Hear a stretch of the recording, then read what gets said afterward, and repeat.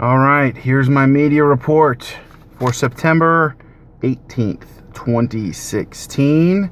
So just got finished running audio for 2 services today. And let's see, let's go over the dB-SPL. I like to get those out of the way. So notes for how loud we were, because we want to keep careful track of this. And we measure dB-SPL A-weighted slow with our meter, which is fixed at the back of the room. So we have a meter that is always measuring from basically the nosebleeds, the last row in the sanctuary, technically up against the wall, way in the back. So that's our reference point from week to week. And today during rehearsal, we hit 95.3 dB-SPL A-weighted slow. During the 8 a.m., we hit 94.7. dB-SPL A-weighted slow, and then in the 10:45 we hit 94.4 dB-SPL A-weighted slow. So right in the right ballpark. And I think for speech we really want to be between like 66 and 70 now. That's kind of like, after paying careful attention for a while, that's kind of like the sweet spot for speech intelligibility, making sure everybody can hear, between 66 and 70 measured on our meter there. And then for music, we want to be between 84 and 94. That's kind of like what makes, it's kind of like good level for our church, our congregation. What else we got to talk about here? So levels were too low going to the recorder. So we have a solid state. So our whole system had been revamped and knobs were changed and adjustments were made. So we're still kind of like working out the kinks and optimizing. Things were kind of put back to the right ballpark, but not quite at the proper level. So levels are too low going to the Tascam SS-R200, the solid state recorder. So to fix that, I turned up levels from the distribution amp, the MX225. That's where I needed to make that fix to get the right levels sent out to the recorder. So I turned that up, and things were good. I also on the other end, I went into the record levels of that solid state recorder and I turned things. It was at 0 dB. I turned it up to 3 dB and 6 dB just to see, and I could tell the levels were going to be clipping if I left it there. So I bumped it up there too, just to see if that needed to be done as well. And I realized it didn't, so I turned it up to 6, then back down to 3, and then back down to 0 again. So things should be good now for the recorder. And let's see, levels on the internal. Let's see. Oh, I already talked about that. Josh donated, next order of business, Josh donated a PreSonus HP4 headphone amp. So we already have a Furman HA6 headphone amp, and that is great for sending the broadcast mix to multiple people, like the person doing Pro Presenter, maybe somebody who's doing a producer role, which we haven't really been able to deploy somebody in a producer role to kind of manage the live stream and the recording. But when we grow, if we do grow, that's the whole idea, is that we're going to have multiple people listening to that broadcast feed. So we have a headphone amp for that. Now, the reason why Josh's donation is important, this PreSonus HP4, is because that can now be fed off of the software audio console solo bus. So when you do your mutes and your solos, well, the mutes affect everything, but more so for the solo. If you want to isolate a specific channel, right now, we all share a headphone amp. So if the audio operator wants to, or the board op wants to isolate a channel, he hits solo. Now everybody, the Pro Presenter person and the theoretical broadcast person, they're all being affected by that. They're all hearing that solo. So what we want to do is get 2 headphone amps so that we can have kind of a private solo bus just for the audio operator, and then a shared, public, if you will, headphone amp for the broadcast mix, so everybody hears the main mix going out to the world, going out to the recording. Technically not going out to the world yet because we don't have our TriCaster fired up, but someday we're headed in that direction. We just got to get everything squared away. So thank you, Josh, for doing that. Also, another note, Josh saved the day. He came up to drop off the headphone amp like right as service was about to get going. So call to worship was happening. I'm getting the recorder started, and unmuting things and just getting ready to go. And glad he was up there, because somehow the solid state recorder had changed. The device had changed.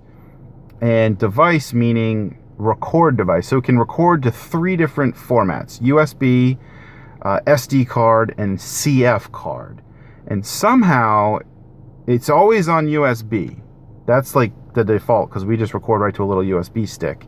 And you normally don't have to go into the device settings and do anything, because it's just always on USB. Somehow it had changed to CF memory card. And, you know, it was just last minute. I thought the USB drive was toast. I frantically found another USB drive. That one didn't work. I'm like, why the heck will the USB drive not be supported? Why is there no? And I'm popping it out, turning it back on, power cycling the thing. And as I'm doing that, Josh is coming up and couldn't figure it out. And then Josh comes in and says, oh, it's the device. So he knew to push the device button, which I hadn't in my thought process. Maybe halfway during the service, it would have dawned on me that's what I need to do. But he knew right away. So Josh saved the day. Thanks for coming up there, Josh. That was perfect timing. So we didn't miss any recordings. We got everything squared away. Just changed that device to USB and boom, it worked. Okay, here's another important bit of news. So we just had our 50th anniversary for the church, which is kind of a cool thing, because yeah, 50 years is a good chunk of time. So they just had a little celebration this weekend, and it was really, really. I didn't actually go to it. I should have gone to it. I didn't get out to it. But that was just a cool little side note, little tidbit there. And I have a couple more notes for me. I need 3 DVI-D cables that are at least 20 feet long for software audio console, because right now everything is patched together really sloppily. So we've got VGA cables coming from our computer, but before it gets to the VGA, there's like these there's these like little like adapters. So it's not like one solid cable all the way through. It's like a 6-foot adapter into like a 15-foot adapter, and then there's just these little like adapters in between these runs of VGA. And now all of our equipment on both ends supports DVI-D, so it makes sense to just get like a 20-foot DVI-D cable. So yeah, we're gonna order some Tripp Lites, I believe. Yeah, the Tripp Lite ones looked pretty good. To get SAC up higher, well, we can get higher resolution, and it'd also be a more stable thing, because I don't like the idea of having patch cables kind of patched together. I like, that's just multiplying your points of failure. In a perfect situation, you really want the proper length of cable terminating at a sink and terminating at a source. Sink being a display, a source being like a computer. You really don't want to have unneeded extra adapters in there if you can help it. And right now, it's just the system was kind of cobbled together with what we had, so things were just kind of patched together just because those are the tools we had to work with. It's not the best thing to do. And let's see. Oh yeah, temperature. So I'm gonna drive. I'll talk about temperature as we drive, and I'll be done. So let's drive. Temperature. So I am starting to also, in addition to monitoring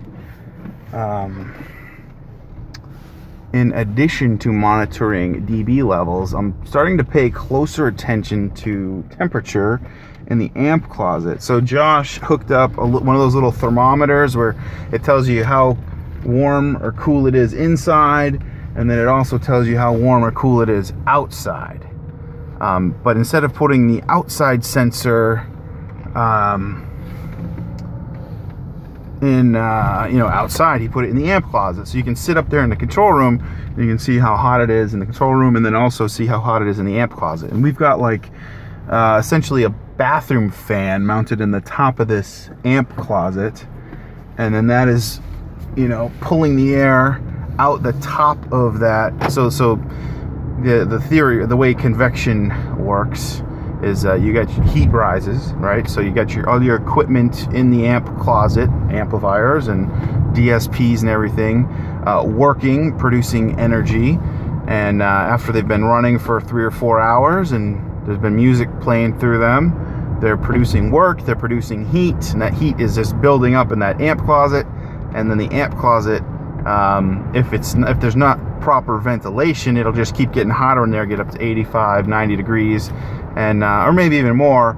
And that's not good for electronics. Electronics like to be kept cool. That's why when you go into a server room at like a big facility somewhere, usually they're air conditioned very well and kept to like 45, 50 degrees. I've been in some very, very cold server rooms and had to spend many a day terminating different various connections, BNCs, I think, back in the day, into server rooms. And it's like it's in the middle of summer, but you got to bring a coat because it's just so cold in some of these server rooms. So you got to pay attention to heat. So we're trying to get a feel for how hot does it actually get in there when that fan's running. And so I came in today and it was 67 degrees in the amp closet when it was cold.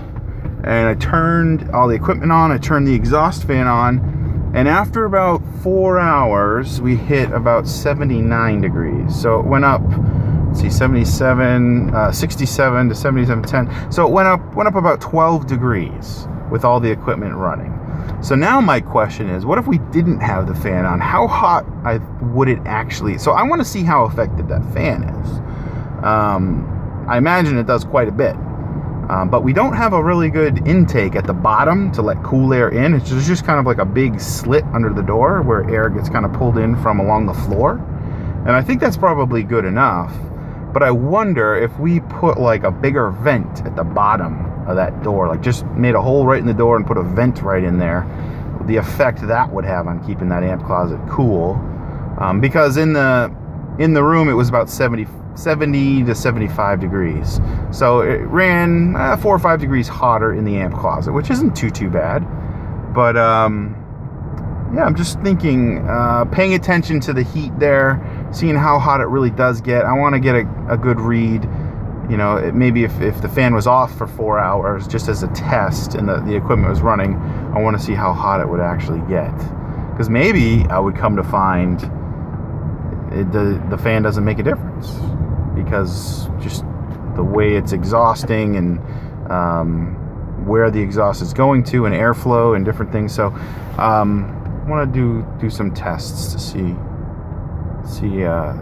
what our temperature's going to be like. And the other big thing going on here is we're trying to have like a one button that turns everything on.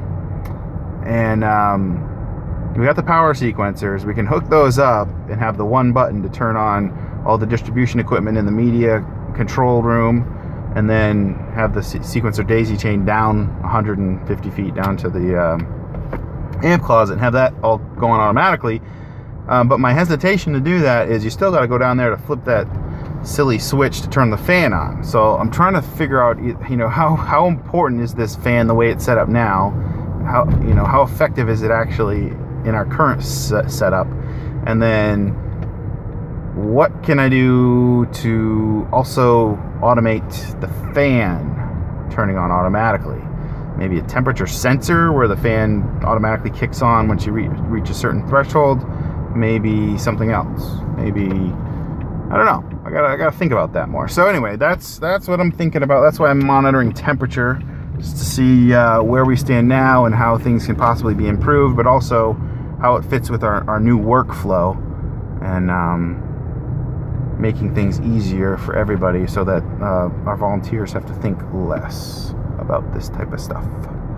So anyway, my name is Nate. This has been another edition of the Volunteer Tech Vlog. Thanks for listening. I will see you in the next video.